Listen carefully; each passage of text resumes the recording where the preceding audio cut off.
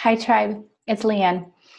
I wanted to make a quick video to share a little bit about my journey with you in working on this book project, because I think it speaks pretty strongly to the experience of vulnerability that comes with innovation and creation and doing things differently or doing something new in the world, which I know that many of you face in your own life and your own work. I wanted to also say that I'm writing you, or I'm speaking to you, if you will, from Oakland, where right now the air is bad. I think our air index is like 225 or something as of today. And there's fires up north, and the world is not in a good place. And in some ways, I go, this is not necessarily the most important conversation that we need to be in right now. And then in some ways, I go, but actually it is, because ultimately it's the changes that each of us as individuals will make, the stands that each of us as individuals will take, that have the power to create something collective that's different, and a different way of being with each other and with the earth. So I'm trying to get over myself and still have this conversation with you, even though some part of me can go, wah, wah, like, really, do people want to listen to you talk about this right now? So I want to say this, that I started writing the book 3 years ago. And 3 years ago, I knew a couple of things for sure. One, I knew that the work really needed to be shared, because I had coached enough people and I'd spent time with enough folks in all kinds of different contexts, from, small conscious dance classes in odd places in the UK, all the way to, the big stage at Wisdom 2.0 and everything in between. And what I know is that there's a lot of folks who need and want access to some of what I teach, we teach, we're practicing, that just don't have access for one reason or another, because of money, because of time, for example, but also because of geographic location, age, all sorts of things. So when I think about the book, I've said that it's a bit like The Artist's Way for conscious female leaders, or conscious leaders in general. And what I mean by that is, when I was young, I came across this book called The Artist's Way. If you know it, you'll know what I'm talking about. If you don't, it's a bit like a 12-step program. It's like an unfolding of a path. And it's really about, how do you be an artist and not sabotage yourself? Or how do you be a creator and not sabotage yourself?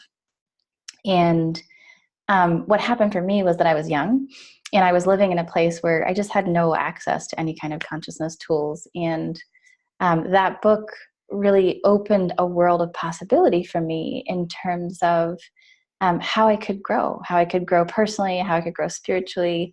And I could sort of take it under my blankets and be with it in my own little cozy place. And so the idea of writing a book for me is that kind of intention, that anybody could have access to these tools so easily, and could sort of do them in their own timing and really make use of them, and even hand them off to others in this really accessible way. That's what book is for me. The other thing that I knew, though, was that I didn't want to write a book that nobody would read. And that happens a lot, right? And at the time, I was just really starting to get some momentum with my women's programs, and really my business was just getting off the ground. And I just had this fear that I would self-publish something or put something out there, and it would just sit, not even in bookshelves, where in the wherever they sit when you've self-published them, and that nobody would know, because I didn't really have access to enough people or enough of an audience. And so basically I stopped.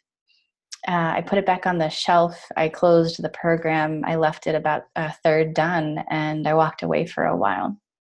And some of that I think was right timing. And some of that I think was also like just fear, like not trusting that my clarity and my continuing bringing myself to something could be the thing that started a certain kind of wave or a certain kind of momentum.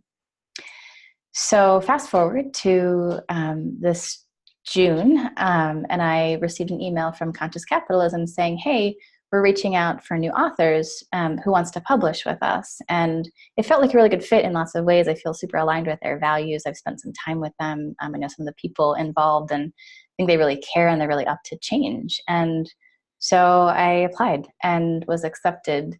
And it felt like in some ways that was the breakthrough, but really that was the beginning of the journey. So the next thing that came through for me really clearly was run a Kickstarter to fundraise for the production, since there are fees associated with their publishing model. And that's been an interesting ride. So you probably have received a few emails from me. There's a video. I know that it can kind of look easy, but the truth is, one of the deepest reasons I know that I needed to do the Kickstarter is because my deepest fears are about not being seen, about nobody caring, about nobody being there to support. And so to ask is challenging, and to be visible and not receive or not have a response is in some ways just devastatingly vulnerable. And we don't get to the response until we ask and don't have a response. We don't get to visibility until we start wading through the mire of we're not necessarily seen yet. Like, it's not compelling enough yet, or people are busy, or whatever those things are. So it's been a really vulnerable ride. And, to be frank, we're nowhere as far along as I thought we would be in the fundraising. And I just want to acknowledge that it's been cool. Like, it's been, I'm going to say, like, it's honing my spirit in a certain way to keep coming back anyhow. The other thing that happened is I made some videos, and that is not something that I've really been doing. Some of you have seen a few like programs. There's a little bit of that involved, but really doing like a Kickstarter video or even doing this here with you right now is not something that's been a thing that I've been willing to do or able to do. And it really speaks to how I think when we're creating something, there's this cliff, there's this thing that's like, oh, that's the last frontier. Like, I don't want to go there. It's terrifying. And then we do it, and it's, in some ways, it's like no big deal. But the other thing that happens is we realize that this thing that we thought was like the cliff and the final frontier is not the last thing.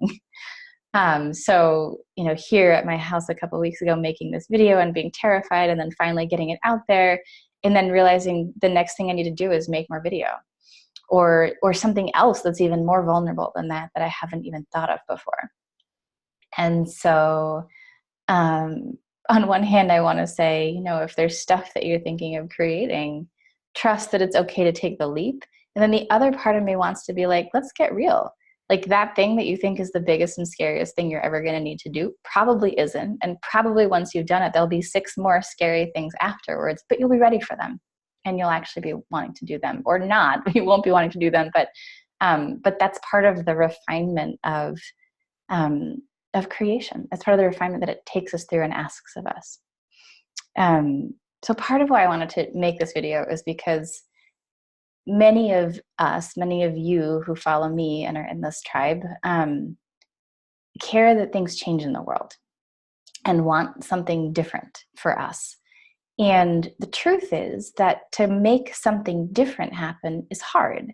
It's hard in part because we haven't done it before and we don't know how. It's like we lack the skills.